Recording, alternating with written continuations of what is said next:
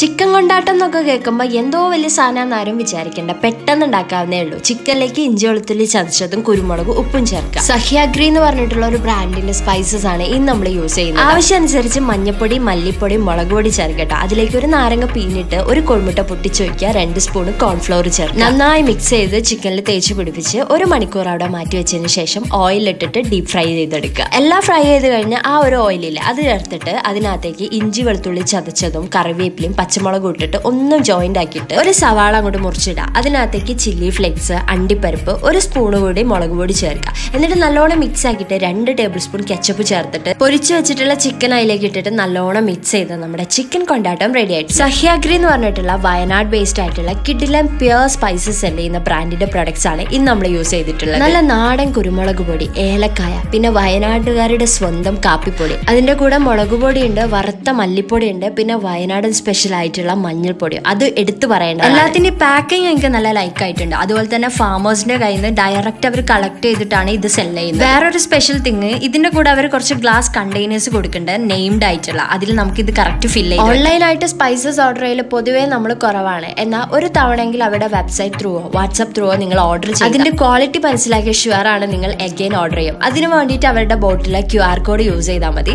ബൾക്കായിട്ടുള്ള distribution ആണ് നോക്കുന്നതെങ്കിൽ ഈ ഒരു നമ്പറിൽ കോൺടാക്ട് ചെയ്താലും മതി. ഡിസ്ക്രിപ്ഷനിൽ ഞാൻ ഡീറ്റെയിൽസ് ഒന്നുകൂടി കൊടുക്കട്ടോ. അപ്പൊ എല്ലാവരും ട്രൈ ചെയ്ത് നോക്കുക. Bye from Anu's kitchen.